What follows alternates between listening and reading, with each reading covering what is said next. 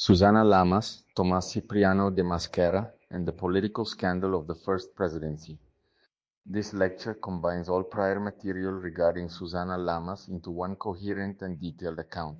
It examines who Susana Llamas was, her relationship with Tomas Cipriano de Mosquera, the social and racial context of 19th century New Granada, how the relationship affected Mosquera's marriage, how it affected his reputation and presidency, the 1847 withdrawal from active governance, what is proven, what is probable, and what remains uncertain. All information is presented cautiously and factually. Where evidence is incomplete, that is clearly stated. Part 1. Why Susana Llamas matters historically. Susana Llamas is historically significant because of her long-term relationship with Tomas Cipriano de Mosquera during and around his first presidential term. She was not a formal political actor. She held no office. She did not command armies or write constitutions.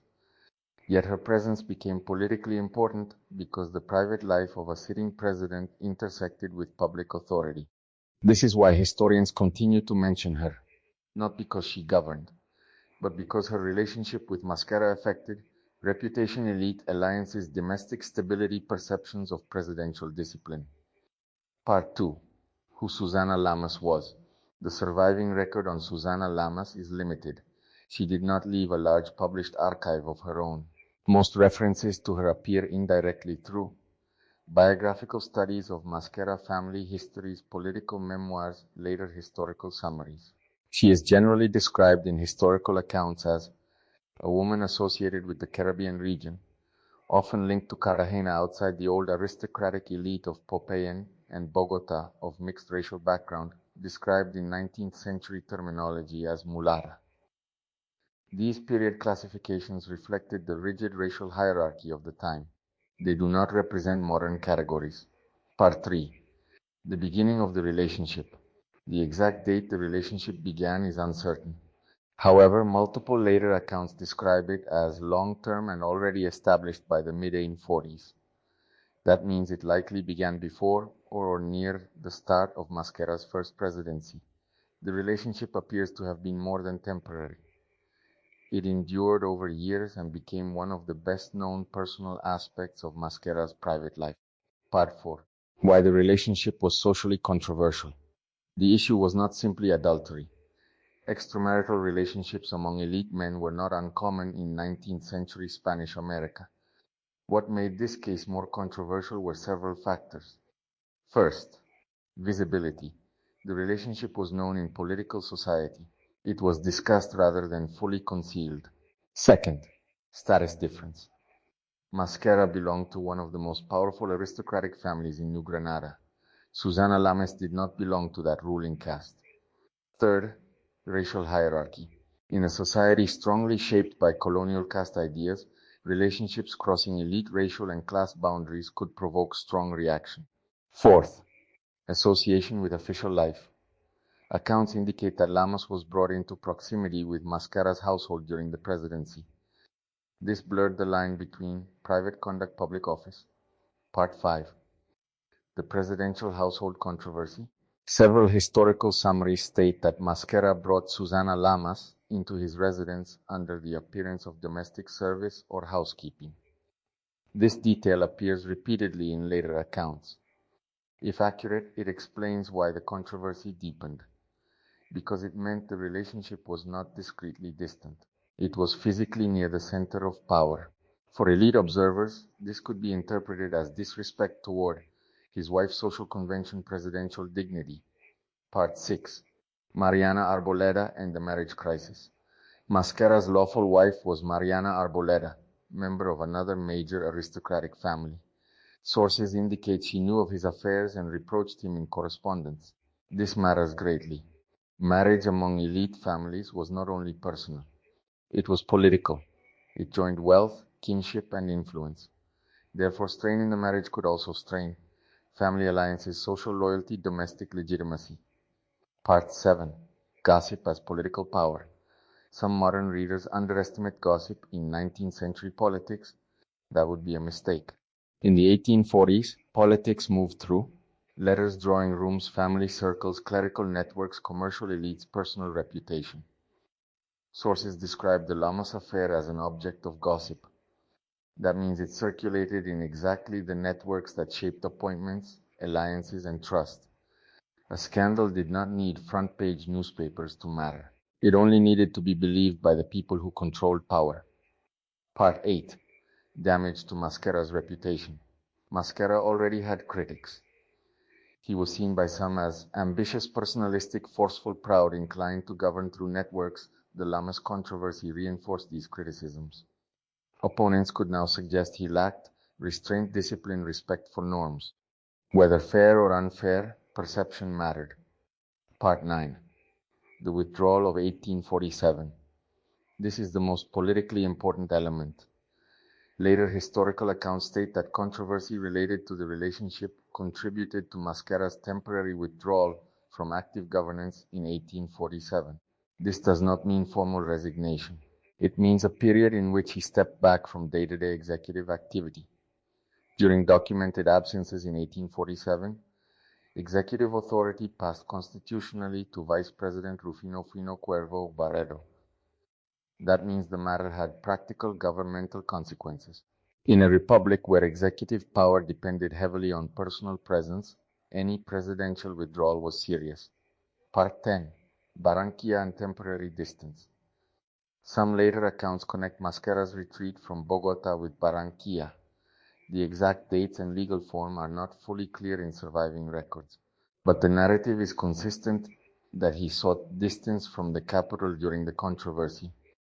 Barranquilla offered geographic distance from Bogota, gossip circles, access to Caribbean networks, commercial relevance aligned with his economic interests. Part 11. Children outside marriage. Historical accounts also state that Mosquera had children outside his formal marriage. These claims are common in biographical treatments. Some children were later acknowledged. This reinforces that the Susana Llamas episode was part of a broader pattern in his personal life, not an isolated rumor.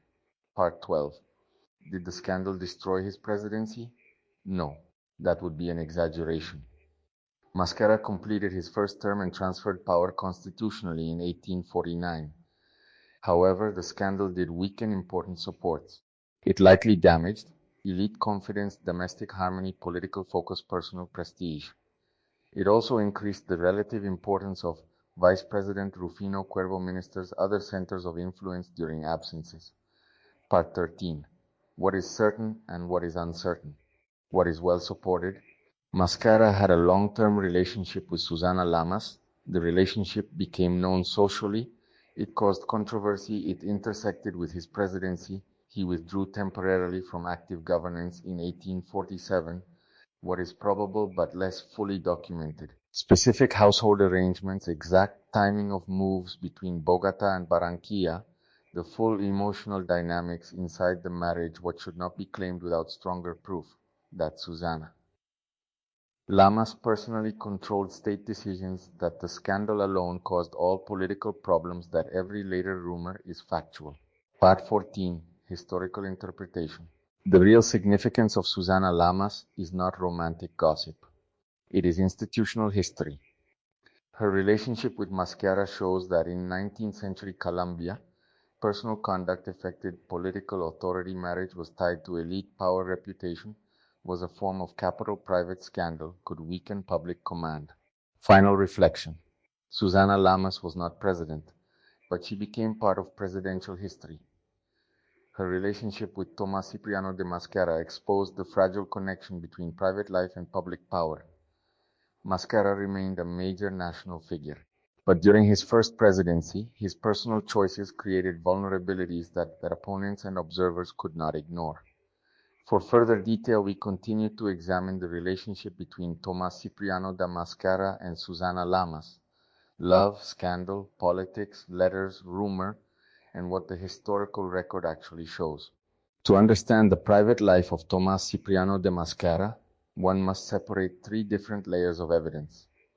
First, documented fact found in letters, memoirs, legal records, and serious historical studies. Second, later family tradition and repeated anecdote, which may contain truth but cannot always be verified. Third, pure rumor, often exaggerated by enemies, gossip writers, or later romantic retellings. The story of Susana Llamas belongs to all three categories.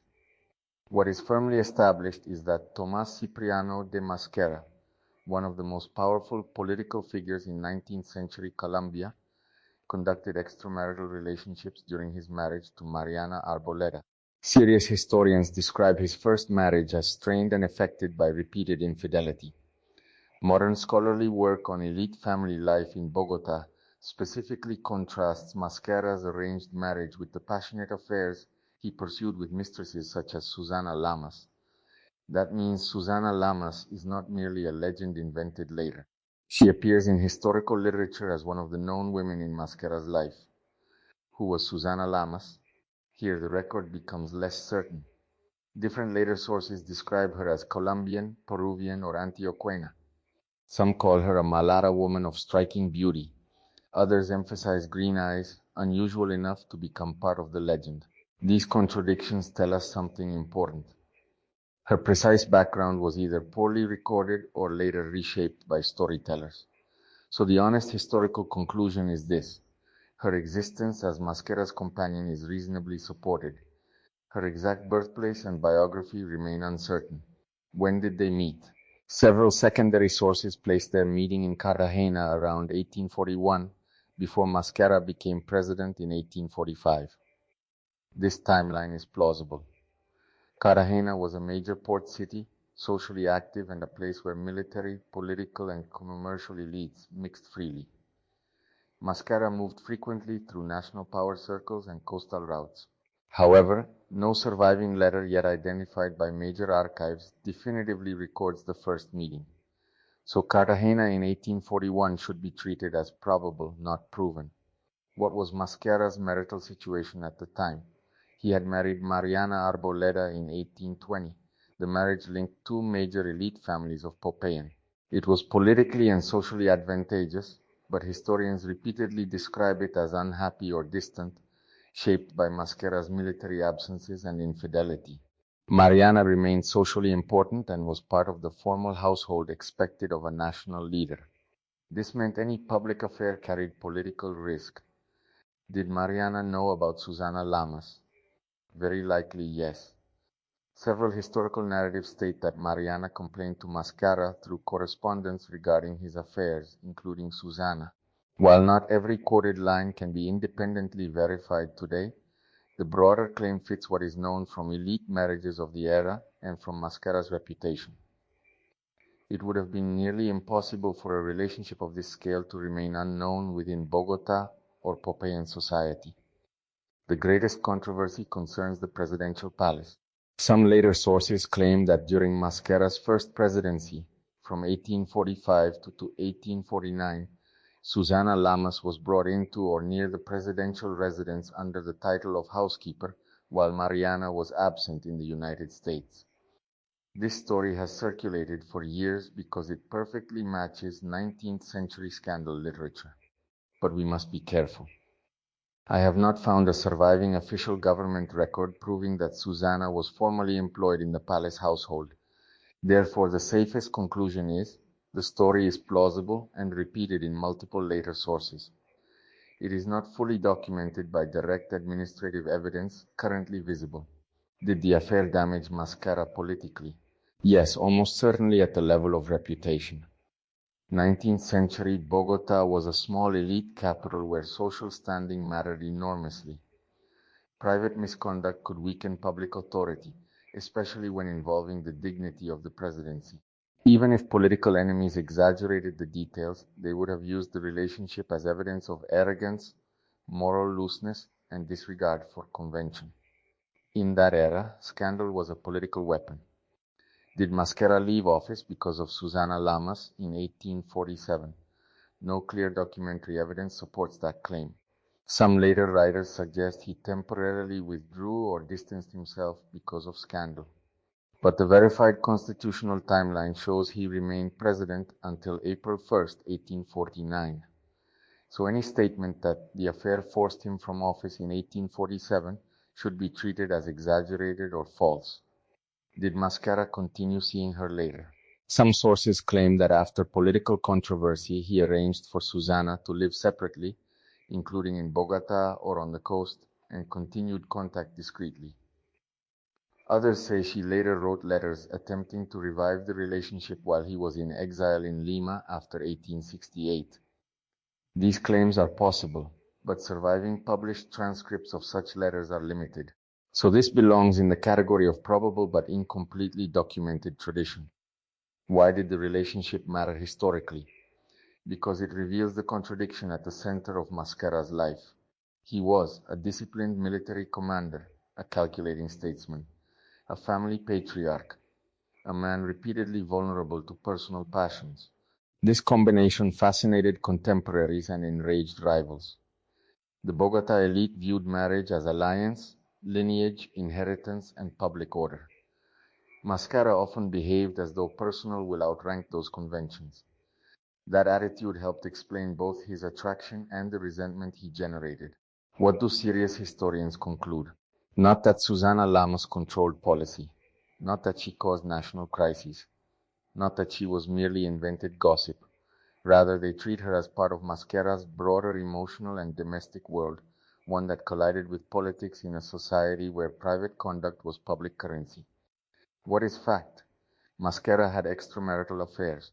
Susana Llamas appears in historical and genealogical literature as one of them. His marriage to Mariana Arboleda was troubled. His private life was widely discussed. What is probable but not fully proven? They met in Cartagena around 1841. The relationship continued during his presidency. Mariana protested in letters. Susana remained an ongoing emotional attachment. What is rumor or weakly sourced? That she formerly lived as palace housekeeper, that the affair forced him from office, that she controlled appointments or policy, that every dramatic story repeated in later chronicles is factual. Final judgment.